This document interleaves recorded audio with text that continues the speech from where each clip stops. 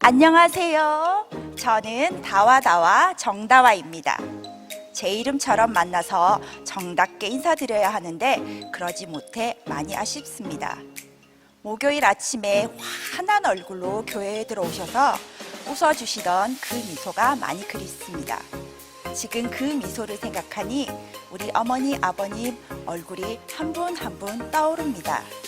얼굴 보며 인사했던 우리의 일상이 참 소중했음을 알게 되는 시간입니다. 요즘 인사도 비대면으로 할 수 있다고 합니다. 어떻게 하냐고요? 저희 시니어 유튜브에 코멘트를 달아주시면 됩니다. 그럼 저희가 우리 어머니 아버님들 다 잘 계시구나 알 수 있어요. 오늘이 4월 29일, 벌써 4월도 이틀밖에 남겨두고 있지 않는데요. 오늘의 탄생꽃이 뭔지 아세요? 동백꽃이래요. 동백꽃의 꽃말은 매력, 열정이라고 하는데요. 오늘도 동백꽃같이 매력적인 우리 아버님, 어머님들 열정적으로 박수 치시면서 기쁨으로 찬양 부르시고 최민수 목사님 말씀 들으신 후에 본격적으로 이번 시니어 대학 세 번째 시간을 시작해 보도록 하겠습니다. 자, 박수 준비되셨지요?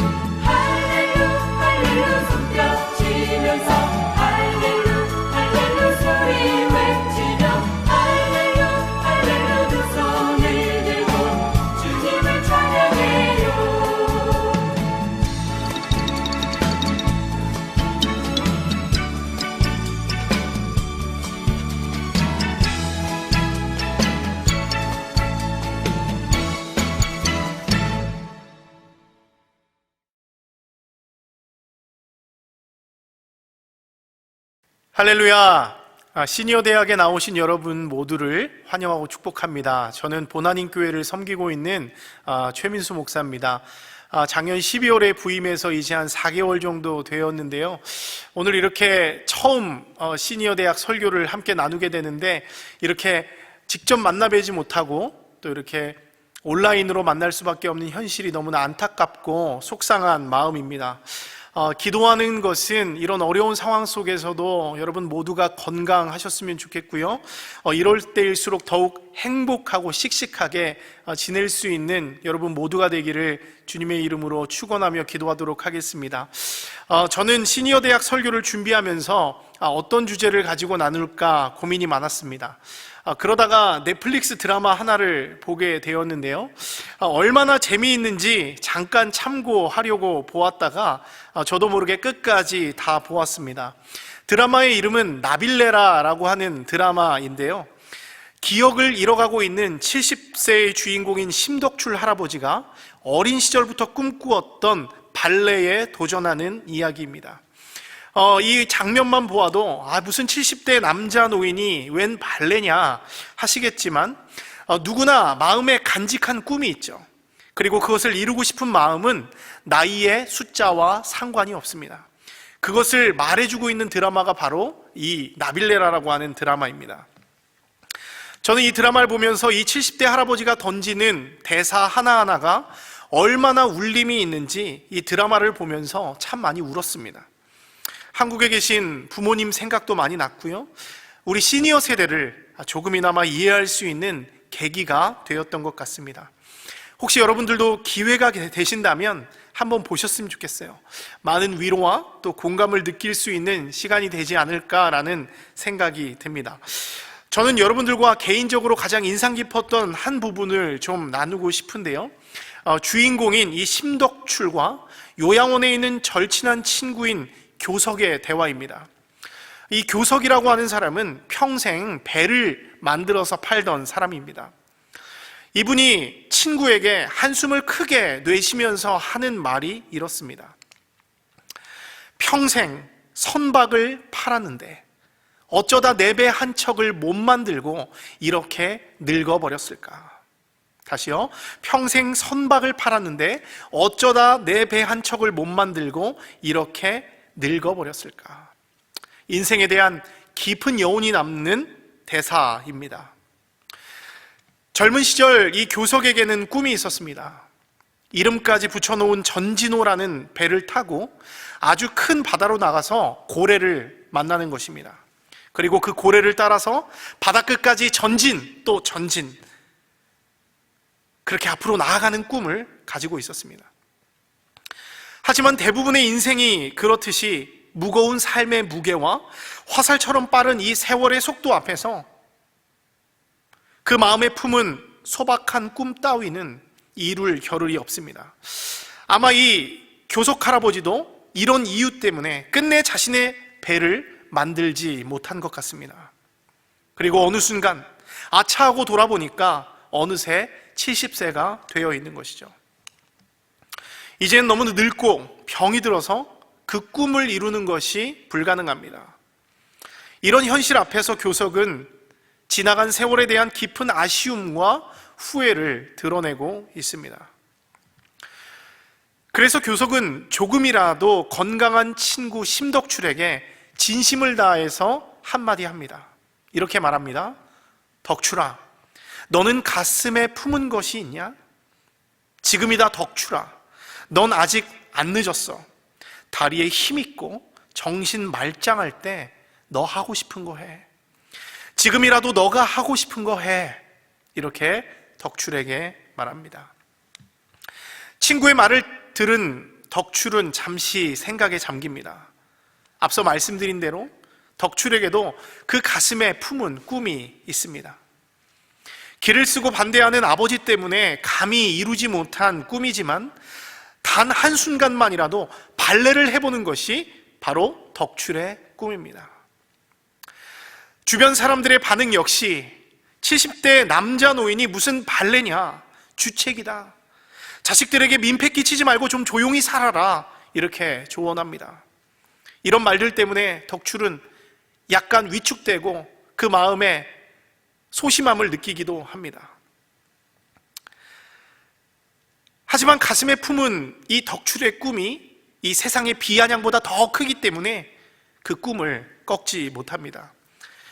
결국 이 덕출은 늦은 나이지만 용기를 내요. 우연히 보게 된 무용수에게 그냥 무작정 가서 나 발레 배우고 싶습니다, 이렇게 말해요. 70대 남자 노인이 갑자기 찾아와서 발레를 하고 싶다는 말에 그 젊은 무용수는 기가 막힙니다. 어떻게 해야 될지 모르는 것이죠. 한 번도 이런 적이 없기 때문에. 하지만 그 덕출의 눈에 담겨있는 그 진지한 눈빛과 진심이 담긴 그 마음을 느끼고는 덕출에게 물어봐요. 할아버지, 왜 발레가 하고 싶으세요? 그러자 덕출이 이렇게 대답합니다. 저는요, 한 번도 하고 싶은 것을 해본 적이 없습니다. 먹고 사느라, 처자식 키우느라 감히 꿈도 못 꾸었습니다. 그렇게 사는 것이 당연했고요. 이제야 겨우 하고 싶은 것을 해보려고 하는 것입니다. 저도 잘 알아요. 제가 늙고 힘없는 노인이라는 것. 그래도 해보고 싶어요. 안 돼도 좋으니까 시작이라도 해보고 싶어요. 죽기 전에 한 번은 꼭 날아오르고 싶어요. 여러분, 저는 죽기 전에 한 번은 꼭 날아오르고 싶다는 이 덕출의 대사를 듣고 마음 한켠이 찡해졌습니다. 그러면서 생각했습니다.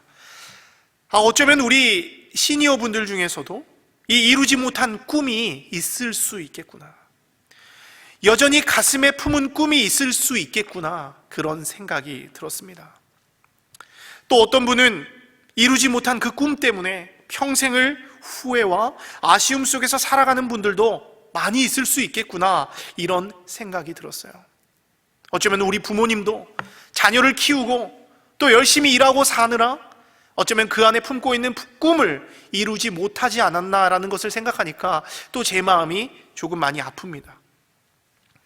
여러분, 실제로 여러분들의 인생이 어떠셨습니까? 이 땅 캐나다로 이민 와서 일하느라 너무 바쁘셨죠. 자녀들 양육하고 그 자녀들 키우고 자리 잡고 이곳에서 살기 위해서는 그렇게 바쁘게 일할 수밖에 없었습니다. 어쩔 수가 없는 것이죠. 그러다 보니까 어떻습니까? 내 꿈을 이룬다는 것이 뭐예요? 사치가 됩니다. 그리고 그 마음에 품고 있었던 그 멋진 꿈들을 하나둘씩 포기하게 되는 것이죠. 그런데 어느 순간 뒤를 돌아보니까 이제 나도 너무 나이가 들어있는 거예요. 이러한 현실 앞에서 많은 시니어분들이 후회와 아쉬움을 안고 살아가는 경우가 상당히 많이 있다는 것입니다. 일단 저는 이 땅에 오셔서 또 여러분들의 삶 한 현장에서 열심히 사신 여러분들에게 박수와 응원을 보내고 싶습니다. 여러분들 너무 고생하셨고 그렇게 살아오신 여러분의 인생은 충분히 박수 받을 만합니다. 하지만 여러분, 그럼에도 불구하고 여러분들이 계속 후회와 아쉬움으로 살아가고 있다면 그것을 한번 우리가 생각해 보아야 한다는 것이죠. 후회와 아쉬움이 우리의 삶을 뒤덮는 순간부터 우리는 진짜로 늙는 것이라고 합니다. 나이가 들어서 늙는 것이 아니라 꿈을 잃어버리고 후회와 아쉬움으로 살기 때문에 늙는다고 하는 것이죠. 젊어도 후회하는 삶을 살고 있다면 그 사람이 진짜 늙은 사람이고, 노인이지만 여전히 꿈으로 가슴 뛰는 삶을 살고 있다면 그 사람이 진짜 젊은이라고 하는 것입니다. 저는 오늘 여러분들에게 그런 진짜 젊은이 한 사람을 좀 소개하고 싶습니다. 그 사람의 이름은 갈렙인데요, 갈렙은 40세의 나이에 가나안 정탐의 선봉에 섰던 사람들 중에 한 명입니다. 갈렙에게는 하나님이 주신 꿈과 믿음이 그 마음 가운데 있어요. 그 꿈이 무엇입니까? 하나님이 약속하신 젖과 꿀이 흐르는 땅, 가나안 땅으로 들어가는 거예요. 그 땅을 취해서 그 땅으로 들어가는 것입니다. 갈렙은 가나안 정탐꾼으로서 그 땅을 정탐한 이후에 돌아와서 더 큰 확신을 갖습니다. 이 땅은 하나님이 우리에게 주신 땅이다, 이 땅은 우리의 것이다 라고 생각하고 백성들에게 나아갑니다. 그리고 이렇게 말해요. 올라가서 그 땅을 취하자, 우리가 능히 이기리라. 그렇게 말하면서 백성들을 설득합니다. 근데 여러분, 가나안 땅을 함께 정탐했던 다른 정탐꾼들이요, 온갖 부정적인 말을 쏟아냅니다. 가나안 정복은 우리에게 불가능한 일이야. 갈렙의 말은 잘못됐어. 우리가 그들을 보니까 그들은 너무나 커, 힘이 세. 우리는 메뚜기와 같아. 때문에 불가능한 일이야. 애굽으로 바로라도 빨리 돌아가자. 이렇게 선동합니다. 그 바람에 어떻게 됩니까? 갈렙이 그 마음에 품고 있었던 꿈이 좌절돼요. 하나님의 꿈도 좌절됩니다. 결국 하나님의 인도하심을 믿지 못한 그 이스라엘이 어떻게 되죠? 광야에서 40년 동안 유리방황하면서 그 불신, 하나님에 대한 불신의 대가를 치르게 되는 것입니다. 근데 여러분, 갈렙은 그런 40년의 광야 방랑 가운데서도 끊임없이 하나님의 약속을 한순간도 잊지 않았습니다. 하나님이 주신 꿈을 마음에 간직하면서 살아갑니다. 그리고 그의 나이 85세가 되었습니다. 원숙한 노년의 나이가 되어서 다시 한번 그 꿈을 이룰 기회가 찾아옵니다. 오늘 본문 여호수아 14장 10절부터 이 10절 후반부부터 12절까지의 말씀을 보면 이렇게 말씀하고 있습니다. 오늘 내가 85세로 돼 모세가 나를 보내던 날과 같이 오늘도 내가 여전히 강건하니 내 힘이 그때나 지금이나 같아서 싸움에나 출입에 감당할 수 있으니 그날에 여호와께서 말씀하신 이 산지를 지금 내게 주소서. 당신도 그날에 들으셨거니와 그곳에는 아낙 사람이 있고 그 성읍들은 크고 견고할지라도 여호와께서 나와 함께 하시면 내가 여호와께서 말씀하신 대로 그들을 쫓아내리이다 하니, 이렇게 말하고 있습니다. 여러분, 지금 갈렙이 뭐라고 말했습니까? 나는 지금 85세의 노인이야. 그래, 맞아. 가만히 있는 것이 도와주는 거겠지. 하지만 난 여전히 강건하다.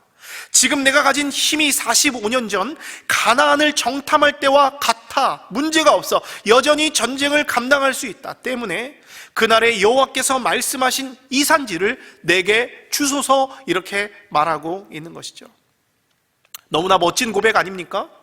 자신의 나이와는 상관없이 그 안에 있는 꿈이 꿈틀거리고 움직이면서 그 말로 고백하고 있는 거예요. 이 산지를 내게 주소서. 하나님, 그때 주님이 약속하신 그 산지를 내가 지금도 마음에 품고 있으니 그 산지를 내게 주시옵소서, 이렇게 말하고 있는 것입니다. 여러분, 그런 의미에서 갈렙은요, 세월이 가도 그 푸르름을 잃지 않는 상록수 같은 존재입니다. 그 이유가 무엇입니까? 그의 마음에 하나님이 주신 꿈이 살아 숨쉬고 있기 때문에 그렇습니다. 하나님을 사랑하고 하나님을 온전히 신뢰하면서 쫓아갔기 때문에 잠깐 그 꿈이 좌절되긴 했지만 낙담하지 않았습니다. 후회와 아쉬움에 빠져서 살아가지 않았습니다. 오히려 언젠가는 정해진 때가 되면 그 꿈을 이루게 하실 하나님을 기대하면서 갈렙은 준비했습니다. 때문에 갈렙은 85세의 노인이 되었지만 여전히 그 젊음과 패기를 유지할 수 있었고 하나님께서 약속하신 그 땅을 취할 수 있었던 것입니다. 사랑하는 우리 시니어 대학, 우리 귀한 성도 여러분, 저는 이 85세의 갈렙이 여러분에게 좋은 모델이 되었으면 좋겠습니다. 더 이상 후회와 아쉬움으로 인생을 허비하는 삶이 아니라 당장은 내 꿈이 좌절된 것처럼 보여도 여러분, 다 끝날 때까지 끝난 것이 아니라고 하는 것이죠. 갈렙이 85세의 나이에도 하나님의 꿈을 잃어버리지 않고 약속의 땅을 취한 것과 같이 여러분들도 다시금 여러분에게 주신 그 꿈을 붙드시기 바랍니다. 여러분 안에 죽어있던, 포기하고 있던 그 꿈을 다시 끄집어내서 그 꿈을 붙들고 기도하고 주께서 말씀하신 그 약속을 저에게 주시옵소서, 그 꿈을 이루게 하여 주시옵소서, 믿음으로 나아갔으면 좋겠습니다. 그래서 주님 앞에 서게 될 그날에 여러분들이 부끄럽지 않았으면 좋겠습니다. 부끄럽지 않도록 준비하시고 주께 드릴 열매 가득 안고 설 수 있는 은혜가 여러분들 가운데 있었으면 좋겠습니다. 여러분, 그러기 위해서는 어떻게 해야 합니까? 하나님을 믿으셔야 됩니다. 하나님의 앞에 소원을 두어야 합니다. 그리고 기도해야 됩니다. 70세의 이 덕출 할아버지가 이야기한 것처럼 주님, 죽기 전에 한 번은 내가 꼭 날아오르고 싶습니다. 간구하고 갈렙이 고백한 것처럼, 이 85세의 갈렙이 고백한 것처럼 주께서 말씀하신 이 산지를 내게 주소서라고 간구하면서 나를 향하신 하나님의 뜻을 이루어 달라고 기도해야 합니다. 여러분, 너무 거창하지 않아도 좋습니다. 지금 무언가 어떤 대단한 일을 하려고 하지 않아도 좋습니다. 마음에 품은 여러분 안에 있는 그런 소원들을 가지고 하나님을 위하여, 하나님 나라를 위하여 건강하고 행복하게 살 수 있는 여러분들 되기를 바랍니다. 여러분 안에 착한 일을 시작하신 하나님께서 그 일을 반드시 이루시고 여러분 안에 기쁨과 평안과 행복함이 가득할 수 있도록 주께서 여러분들을 이끌어 주실 것입니다. 그런 은혜가 여러분들과 여러분들의 가정과 여러분들의 삶 안에 가득하기를 축원합니다. 이 시간 함께 기도하겠습니다. 은혜가 풍성하신 하나님 아버지, 우리를 시니어 대학으로 불러주시고 하나님의 말씀으로 마음을 새롭게 할 수 있는 은혜 주셔서 감사합니다. 우리의 인생을 돌아보면 참으로 아쉽고 후회스러운 일들이 많이 있습니다. 감당할 수 없는 삶의 무게와 화살처럼 빠른 세월의 속도 앞에서 우리의 마음에 품은 꿈을 이룰 겨를이 없었습니다. 그러다 보니 마음에 남는 것은 후회와 아쉬움뿐입니다. 내가 좀 더 잘할 걸, 내가 좀 더 잘 살 걸 하는 아쉬움이 너무나 많습니다. 하지만 이 시간 기도하는 것은 더 이상 후회로 가득한 삶을 살고 싶지 않습니다. 아쉬움으로 가득한 삶을 살고 싶지 않습니다. 갈렙이 하나님이 주신 꿈을 가지고 그 푸르름을 잃지 않았던 것처럼 우리도 그런 푸르른 삶을 살아가기 원하오니 우리 안에 있는 후회와 아쉬움을 물리쳐 주시옵소서. 비록 노년의 시기이지만 성령께서 기름 부어주시고 희미해진 하나님의 꿈을 다시 회복시키셔서 하나님 앞에서 다시 날아오를 수 있는 은혜를 허락하여 주시옵소서. 그래서 우리가 주님 앞에 서게 될 그날에 주께 드릴 열매 가득 안게 하시고 기쁨으로 주님을 배울 수 있도록 축복하여 주시옵소서. 감사드리며 예수님 이름으로 기도합니다. 아멘. 손뼉치며 찬양 부르고 은혜로운 말씀까지 들으니 벌써 안에 있던 에너지가 동백꽃이 봄볕에 탁 터지듯 피어나오시죠. 이 활기찬 기운 모아 지난 2020년 온라인 시니어 대학 2회 영상 감상하신 후 노래 실력뿐 아니라 미모로도 합격해야 들어갈 수 있다는 본 한인교회 여성 중창단의 주 십자가 영광 1세 찬양 공연 보시겠습니다. 비록 온라인 공연이지만 보신 후에 박수 많이 쳐주세요. 약속! 찬양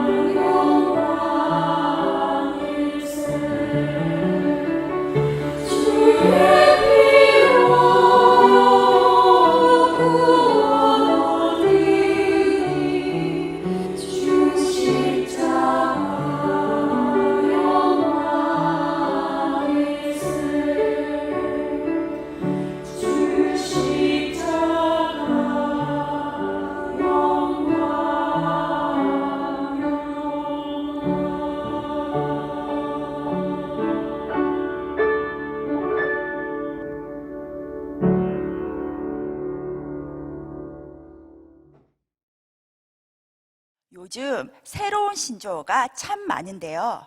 제가 몇 개 퀴즈로 내어볼까요? 머선 129. 이게 뭘까요? 무슨 일이야?를 경상도 사투리로 발음한 무슨 일이고 에서 129를 비슷한 발음의 숫자 129로 표현한 신조어랍니다. 재밌죠? 또 다른 신조어 하나 더 알려드릴게요. 소확행이 뭘까요? 줄임말인데요. 소소하지만 확실한 행복이라는 뜻입니다. 그리고 마지막으로 돌밥돌밥 뭘까요? 돌아서면 밥 차린다는 뜻으로 코로나로 인해 아이들이 학교 가지 못해 엄마들이 돌아서면 밥 차린다 해서 생긴 말입니다. 재밌죠? 이렇게 돌밥돌밥처럼 코로나로 인해 랜선 여행이라는 신조어가 생겼습니다. 랜선이 인터넷 연결선이라는 뜻으로 인터넷으로 여행을 한다는 의미라고 합니다. 우리도 요즘 여행을 갈 수 없으니 랜선 여행을 떠나보려 합니다. 보통 랜선 여행은 이전에 여행 사진으로 하는데 우리는 오늘 댄스로 여행하려 합니다. 어디로 여행 가는지 궁금하시다고요? 바로 하와이와 한국입니다. 하와이 여행은 이제 우리 시니어 대학의 히트 댄스가 된 하와이안 댄스로 하시고, 한국 여행은 본 시니어 대학의 한국 무용 강사이신 김미진 권사님과 함께 하시겠습니다. 꼭 일어나셔서 같이 해주세요. 댄스로 랜선 여행 하실 준비 되셨나요? 하와이 찍고 한국으로 고고!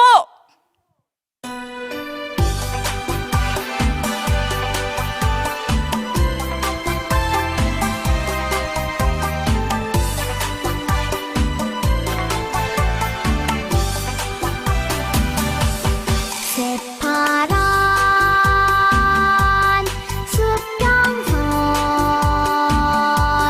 흰 구름 흐르는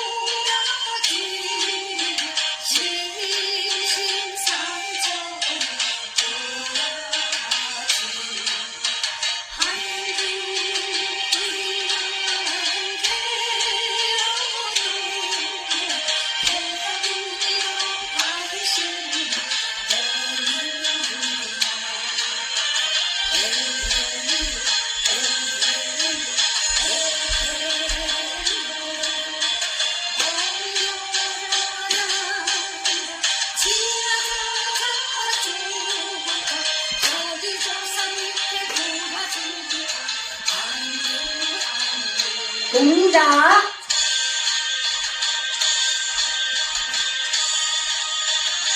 여러분하고 같은 방향이에요.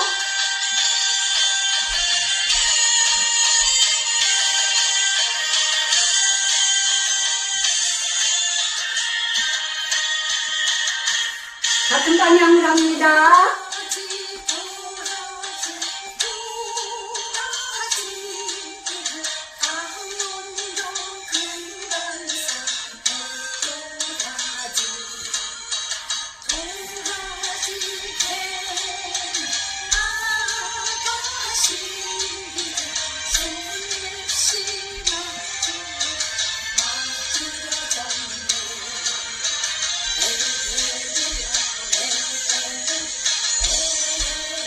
반대.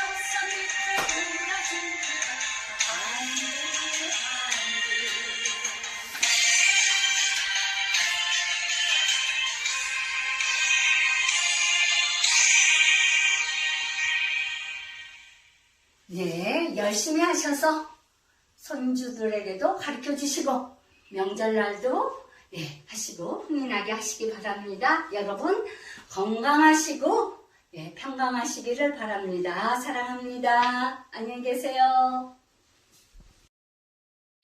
하와이와 한국 여행 어떠셨나요? 신나게 즐겁게 다녀오셨지요? 하와이의 시원한 바닷바람과 고향 한국의 전통 여행까지 마치셨으니 이제 식도락 여행을 하셔야겠지요. 그래서 준비한 이번 순서는 추억의 간식 꽈배기 만들기입니다. 동네 시장이나 장터에 가면 꼭 있는 도너츠 가게들 생각나시지요? 그 중에 제일 인기 있는 메뉴는 베베 꼬인 꽈배기인데요. 오늘 백상은 강사님과 함께 만들어 보겠습니다. 안녕하세요. 번안인교회 오마을 백상한 집사입니다. 오늘은 추억의 간식 중에 하나인 꽈배기를 만들어 보도록 하겠습니다. 제가 준비한 레시피의 특징은요. 일단 좀 쫄깃함을 주기 위해서 밀가루 이외에 타피오카 전분을 사용했고요. 그 다음에 그 반죽기가 없으신 분들이 손으로 이렇게 치대기 힘들잖아요. 그래서 그 대신에 접어주기를 하는 방식을 통해서 좀 간편하게 하도록 해보겠습니다. 자, 그러면 재료 세개 먼저 해볼게요.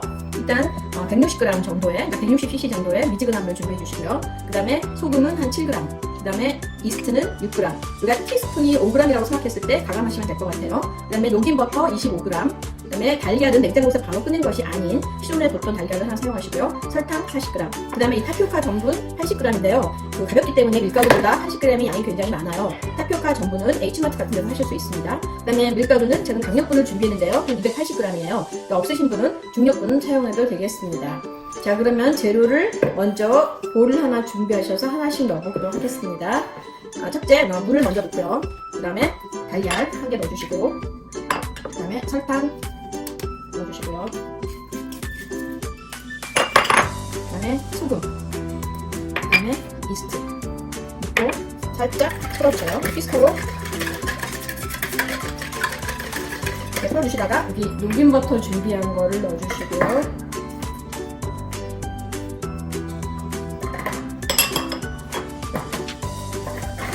조금 더 저어보도록 하겠습니다. 이스트가 발효되기 위해 조금 놔둘 수도 있는데요. 그냥 하셔도 괜찮습니다. 자, 이렇게 충분히 설탕이 녹도록 저어주신 다음에 이 정도 됐으면 가루를 넣어보도록 할게요. 밀가루 280g 넣어주시고요. 그 다음에 타피오카 전분 80g 이렇게 넣어주시고는 젓가락으로 이렇게 살살 저어주세요. 대충 뭉칠 때까지. 좀 많이 뭉쳤을 때까지는 젓가락으로 저어주시고 이게 어느 정도 뭉쳐지면 그 다음에는 스패츌러나 주걱을, 고무 주걱을 사용하시면 될 것 같아요. 이 정도 많이 뭉쳐졌죠? 그러면 스패츌러를 사용해서 한 덩어리 반죽으로 만들어 보도록 하겠습니다.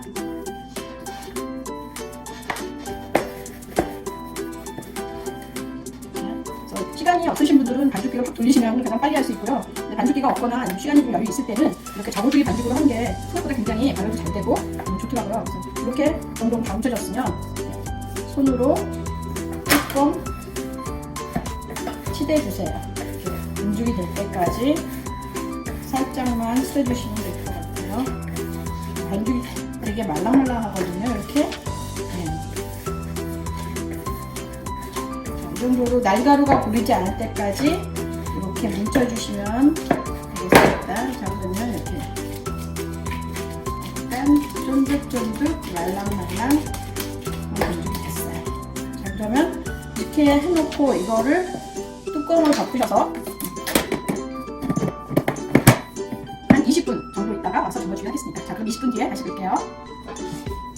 자, 20분이 됐거든요. 한번 열어볼게요. 반죽이 이렇게 됐죠? 자, 이거를 10번 접어주기 하는데 어떻게 하냐면 이렇게 늘려서 한 번 접고 또 이쪽으로 2번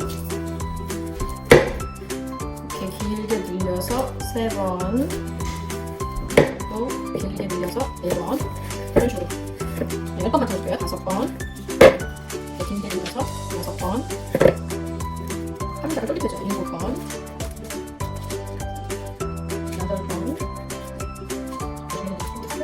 9번. 자, 마지막 한 번 할게요.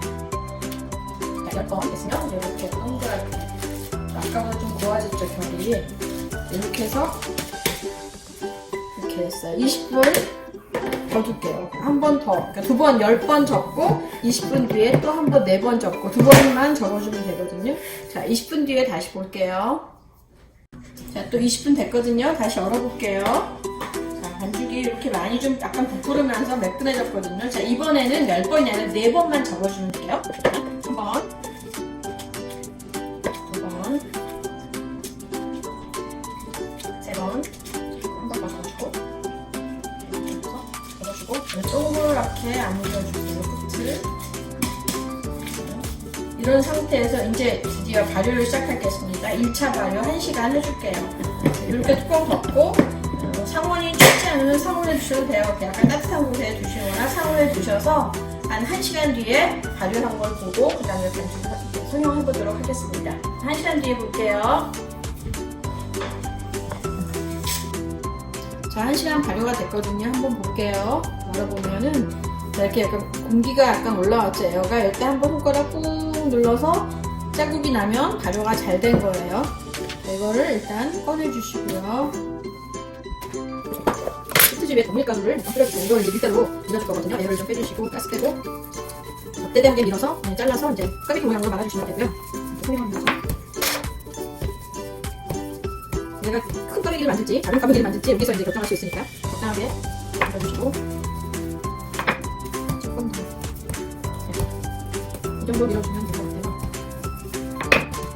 이 상태에서 여기 피자 자르는 걸로 이렇게 잘라볼게요. 이것도 가늘게 할지 두껍게 할지 좀 약간 좀 두껍게 해주고 이렇게 잘랐으면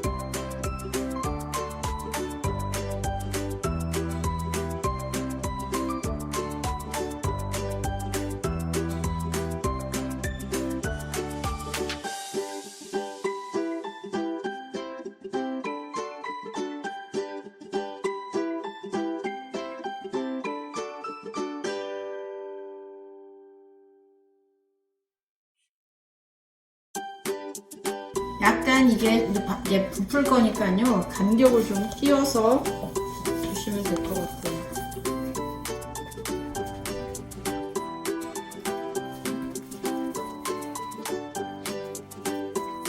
그 정도로 풀리지 않게 넣어주면 돼요.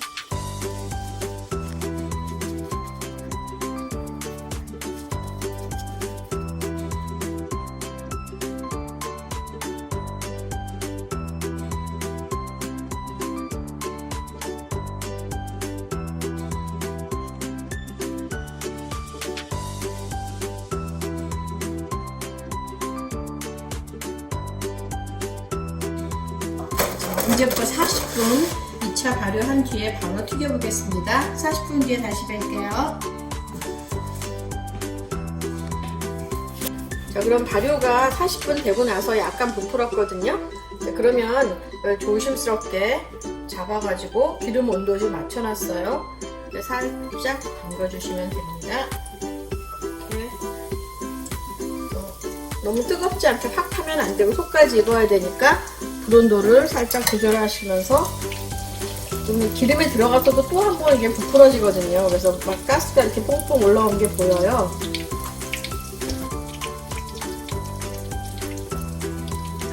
데피 좋아하시면 설탕 쓰시면 되고요. 안 드시는 분들은 그냥 설탕 쓰시면 되고요. 이렇게 한 번 더 부풀죠? 이렇게 기름에 들어가서 쫙 퍼지고 있어요. 먼저 이렇게 튀겨놓은 거 설탕에다가 불려주시고요.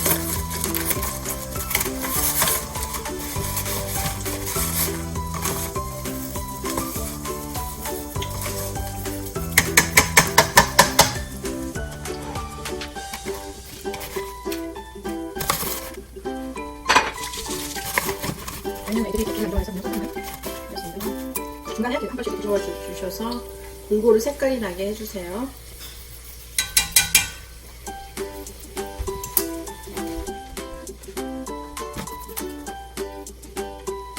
280g 반죽해서 크고 작은 거 한 8개 정도 나온 것 같아요. 10개.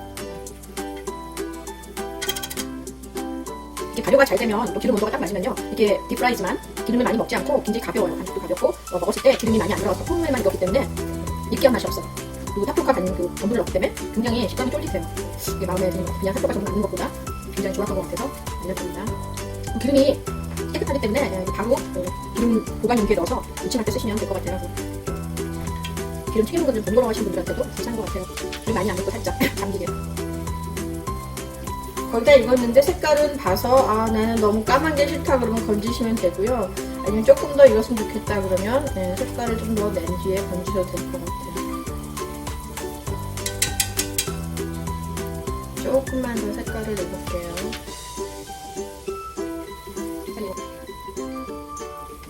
그러면 불을 끄고 올려줄게요.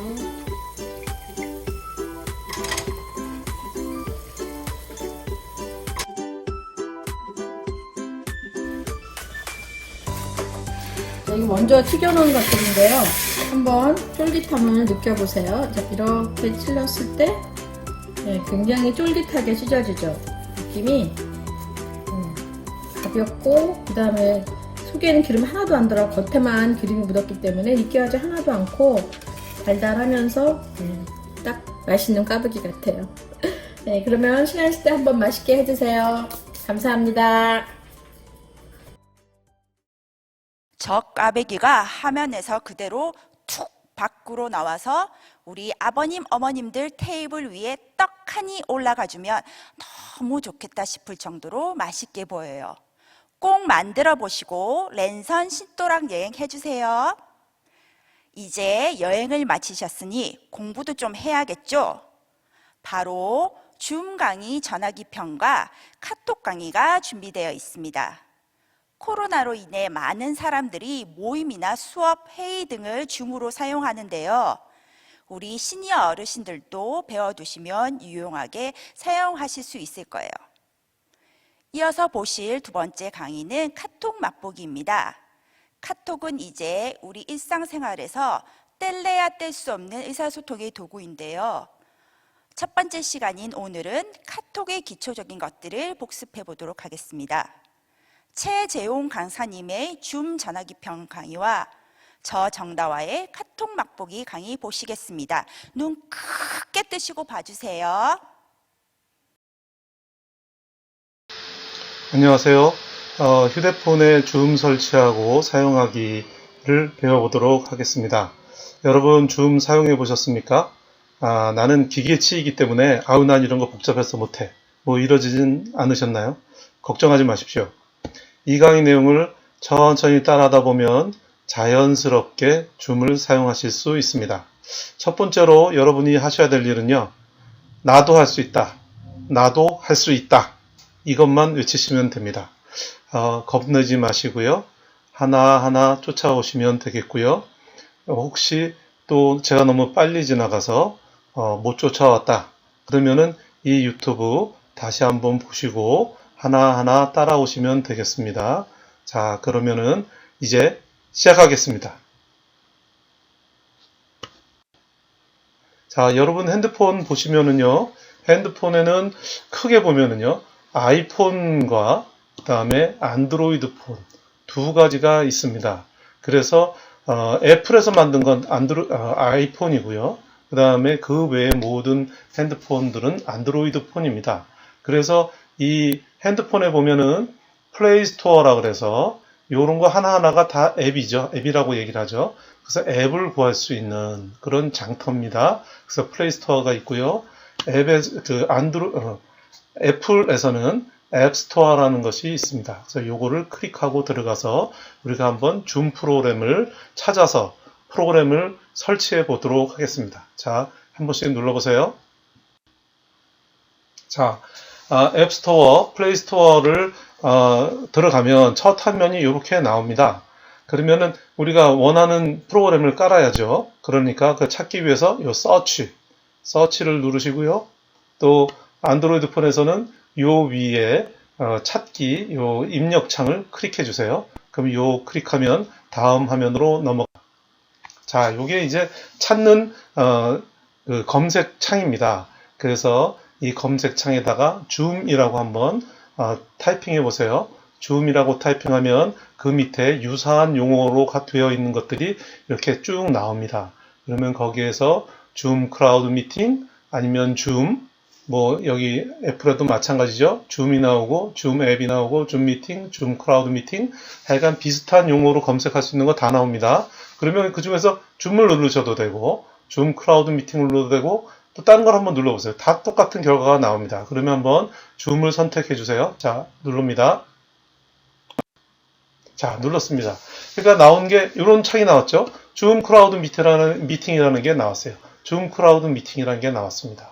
그러면은 올바로 찾은 거예요. 그러면 요거에서 열기, 오픈 요거를 클릭해 주십시오. 자, 클릭해 보세요. 들어갑니다. 자, 클릭했더니 얘가 이제 내가 찾았고 설치할 준비가 다 됐네 하고 설치할 준비 됐습니다. 주인님 하고 얘가 이제 여기를 이중 클릭해 주세요. 측면 버튼으로 확인하세요. 이런 말이 나오죠. 또 여긴 설치 요거를 눌러 주세요. 5억 회 이상 다운로드 엄청나게 많은 사람이 다운받았죠. 그죠? 그러니까 요거 설치 이중 클릭해서 따닥 두 번 눌러주세요. 따닥 두 번 눌러주시면 되고요. 아니면은 설치 핸드폰에서 하라는 대로 잘 따라서 해주세요. 설치를 눌러주십시오. 자, 설치 클릭. 자, 제 아이폰에는 이런 구름 모양이 나왔습니다. 한 단계가 더 나왔어요. 그럼 요거를 누르라네요. 그럼 요거를 구름을 눌러주세요. 클릭. 야, 그랬더니 얘가 이제 프로그램을 다 찾았고 프로그램을 할 준비가 다 됐습니다 하는 이런 모양이 오픈 이렇게 나왔습니다.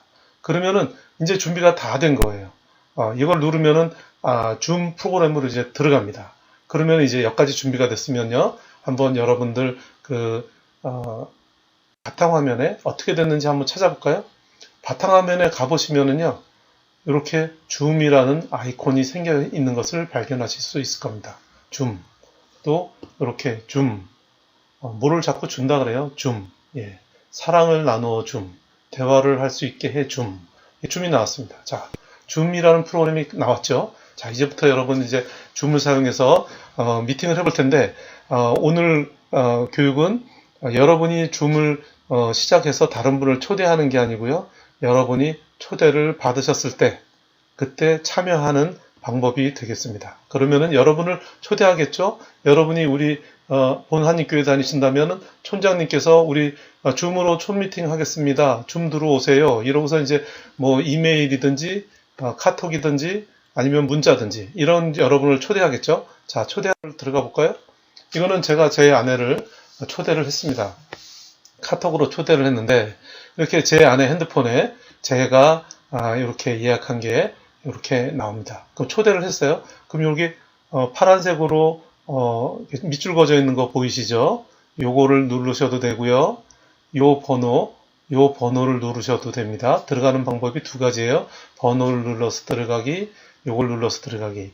요건 제가 저희 아내를 한번 초대를 했던 거고요. 그 다음 한번 보겠습니다. 다음 들어가 보면은 이제 제가 저를 초대해서 이제 제가 핸드폰과 제 컴퓨터 2대를 가지고서 이제 혼자 작업을 하느라고 번호가 틀려져 있습니다. 그래서 요 번호를 입력을 하셔도 돼요. 번호를 입력을 하시는 방법으로 지금 제가 들어가겠습니다. 번호를 제가 보내준 번호를 입력해서 넣으세요. 여러분들 다 입력하시고 요 참가하기, 회의 참가 요 버튼을 누르시면 됩니다. 여기 밑에 것 아직까지 하지 말고 그냥 넘어가세요. 뒤에 가셔도 됩니다. 자, 참가 버튼 누르겠습니다. 참가 버튼 눌렀더니 줌이 마이크에 접근하려고 합니다. 이런 안내가 떴습니다. 그럼 이런 안내 뜨면요, 여러분들 그냥 부담 갖지 마시고 확인을 눌러주세요. 그래야 여러분들의 소리를 다른 사람이, 상대방이 들을 수가 있습니다. 여러분들의 마이크를 켜겠다는 얘기입니다. 그럼 마이크 켜세요. 확인을 눌러주십시오. 클릭. 자, 그랬더니 이번에는 줌에서 알림을 보내고자 합니다. 허용을 눌러주셔야 돼요. 그래야 줌에서 뭐 어떤 일이 있습니다. 누가 들어왔습니다. 뭐 이런 거 나오면은 그런 게 다 받을 수 있는 거거든요. 자, 긍정적으로 사세요. 허용 클릭. 자, 이제 그 다음에는 줌 미팅을 개최한 분이 회의장에 여러분들을 입장을 허락해주면 이제 나오는 창이에요. 자, 그러면은 이제 회의장에 들어가기 위해서 내 소리도 내야 되겠지만 상대방의 소리도 들어야 되잖아요. 상대방의 소리를 들으려니까 요 와이파이 또는 휴대전화 데이터를 사용을 해야 됩니다. 그래서 요거를 눌러 주셔야 돼요. 요거를 눌러야지만 상대방의 소리를 들을 수 있습니다. 여기 혹시 영어로 나오더라도 그냥 클릭해 주세요. 자, 클릭. 자, 이제 상대방의 내 핸드폰에, 내가 이제 줌에 들어간 거예요. 내 핸드폰에 상대방의 얼굴이 보이고요. 그 다음에 내 얼굴이 나와야 되는 창입니다, 여기가. 근데 내가 안 나와요. 왜 내가 안 나오지? 상대방은 나왔는데, 이거 큰일 났네. 내가 뭔가 잘못했나? 당황하지 마십시오. 요 밑에 보시면 비디오 스타트, 비디오 시작이 있습니다. 그 옆에는 소거가 있어요. 제가 아까 들어올 때 허용을 눌렀어요, 마이크를. 그래서 요거는 켜져 있는 상태예요. 그러니까 내 소리는 가는데 내 얼굴이 안 나오는 중이에요.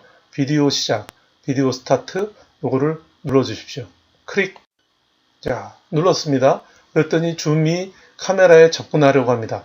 당연히 당근 허락, 확인 눌러주세요. 그러면은 내 얼굴이 짜잔, 오른쪽에 내 얼굴이 이렇게 나옵니다. 내 얼굴이 이렇게 나왔어요. 야, 이제 뭐 다 들어온 겁니다. 이제 거의 다 들어왔어요. 지금부터 그냥 얘기하시면서 다 이렇게 하셔도 돼요. 근데 좀 뭔가 좀 허전하죠. 그죠? 한번 다음 볼까요?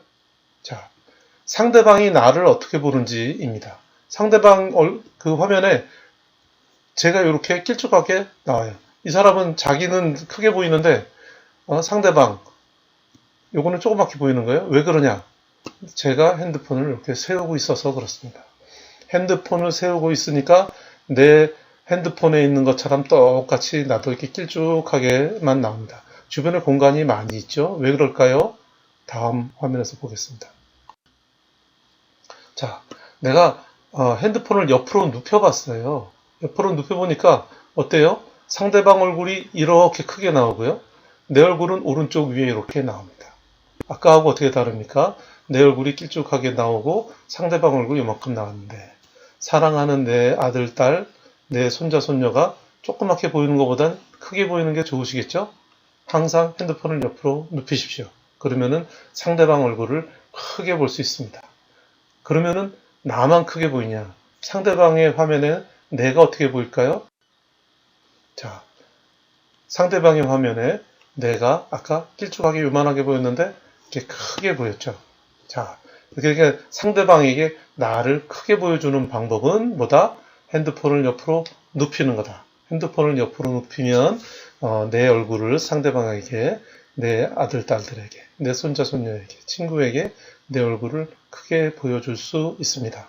자, 이제 이렇게 됐으니까 이제 다 된 거예요. 그러면 이제 여러분들이 촌모임도 하실 수 있고 사랑하는 자녀들과 또 손자, 손녀들과 대화도 나누실 수 있습니다. 여기까지 들어오셨으면 이제 다 끝난 겁니다. 이제 여러분들 대화만 하시면 돼요. 이제 서로 정보 나누시고 사랑을 나누시면 되겠습니다. 자, 여러분들 이제는 여러분들이 이제 줌을 사용해서 상대방과 대화를 나눌 수 있고 상대방과 정보를 나눌 수 있고요. 또 줌으로 총 모임도 하실 수 있습니다. 여러분들 줌의 세계에 들어온 것을 축하드리고 환영합니다. 이것으로 오늘 강의는 마치도록 하겠습니다. 감사합니다.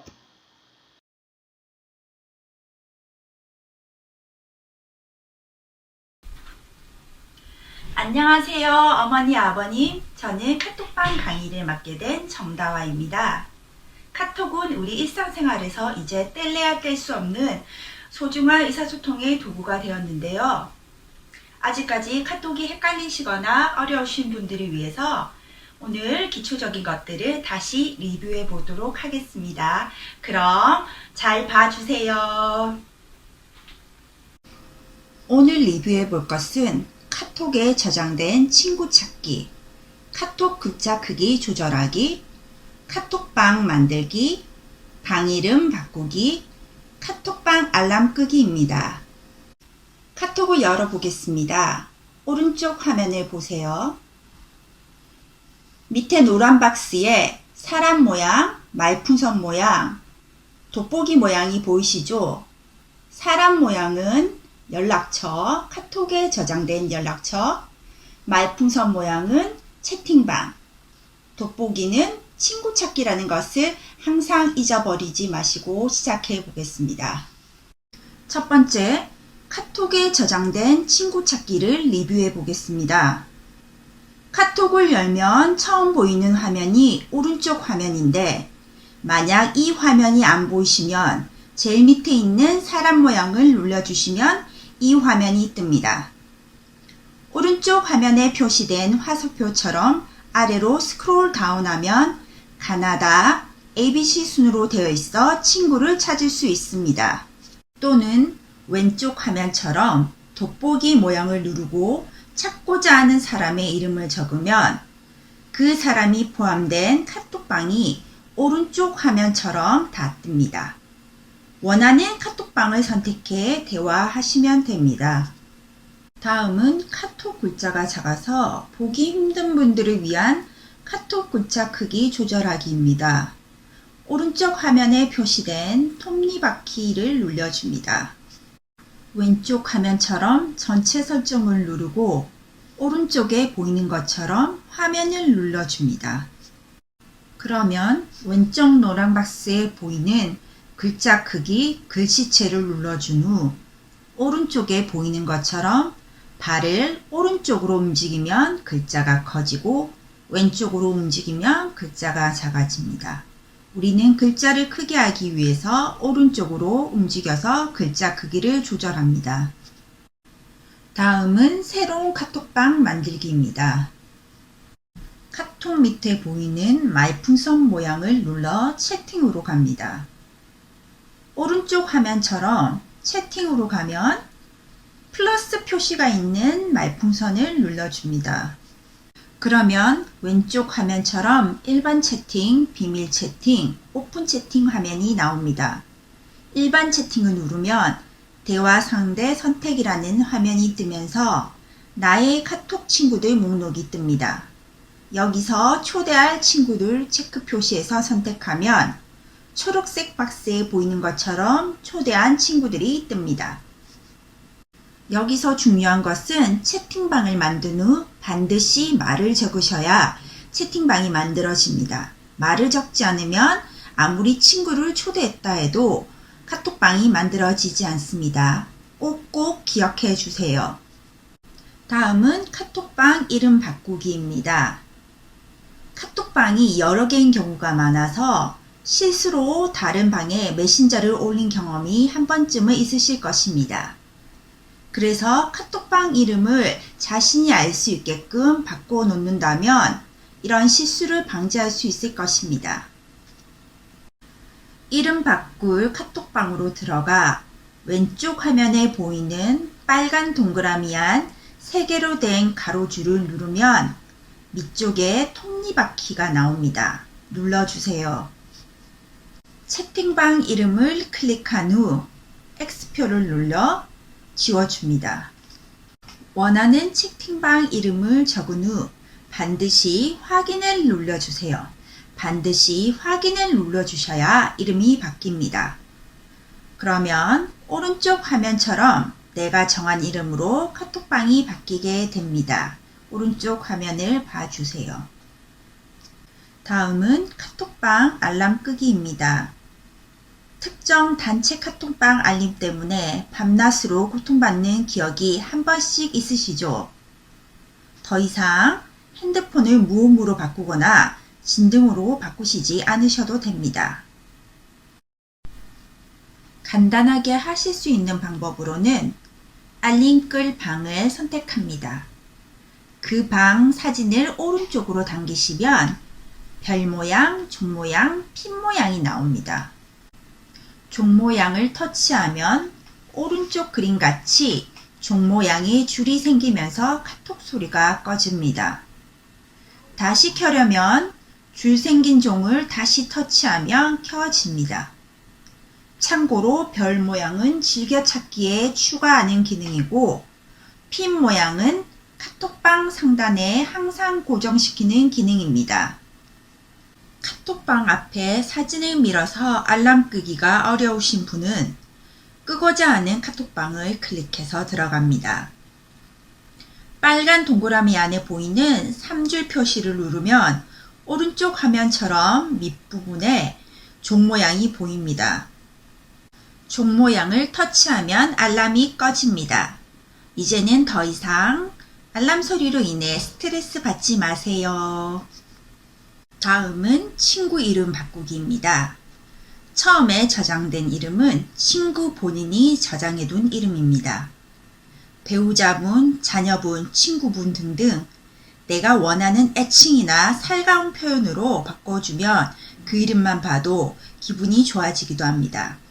예를 들어 딸인 경우 정다와 이렇게 이름을 해놓는 것보다 우리 딸 아니면 사랑하는 내 딸 이렇게 하는 게 좋겠지요.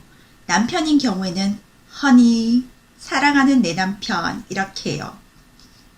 저는 예시로 같은 시니어 팀에 있는 미라 집사님의 이름을 바꾸어 보겠습니다. 본인이 지정한 이름은 이렇게 한자로 되어 있어서 저는 읽을 수가 없습니다.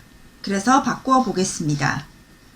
바꿀 친구의 이름을 클릭하면 오른쪽 화면처럼 사진 안에 이름이 나오고 그 옆에 연필 모양이 나옵니다.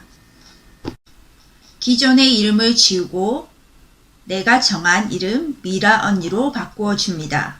그리고 반드시 확인을 눌러주세요. 자, 이렇게 바뀐 이름을 확인해 주시면 됩니다. 오늘 카톡 강의 어떠셨나요? 하루빨리 교회에서 다시 만나 카톡 공부도 같이 하고 학구열 높으신 어머니 아버님의 열정도 느끼고 싶습니다. 만나는 그 시간까지 오늘 배우신 거 잘 복습하시고 제가 만나서 꼭꼭 확인할 거예요. 그때까지 건강하게 잘 계세요. 안녕히 계세요. 줌 강의, 카톡 강의 어떠셨어요? 알 것 같기도 하고 모를 것 같기도 하시죠? 괜찮아요. 뭐든 천리길도 한 걸음부터니 차근차근 따라해 보시면 될 것 같아요. 이것으로 오늘 준비된 순서는 끝이 났는데요. 긴 시간 모두 자리 뜨지 않고 함께 해주셨죠? 다음 주에도 멋진 공연과 추억의 간식 만들기, 쿠키편, 줌 강의 컴퓨터 편과 카톡 맛보기 두 번째 시간이 기다리고 있습니다. 라이브로 다음 주 목요일 오전 10시 시간 잊지 마시고 같이 만나러 와주세요. 아이스 큐로스라는 고대 그리스 작가가 이런 말을 했다고 합니다. 아무리 나이를 먹었다 해도 배울 수 있을 만큼은 충분히 젊다라고요. 아셨지요? 우리 아버님, 어머님들 아직도 너무 총명하시고 건강하시니까 열심히 배우시고 자신감 넘치게 지내세요. 동백꽃같이 밝고 예쁜 웃음꽃 활짝 피어서 향기 나는 하루 보내시고요. 오늘 배운 신조 소확행처럼 소소하고 확실한 행복 찾으시는 오늘 되시길 바랍니다. 그럼 다음 주에 또 만나요. 안녕!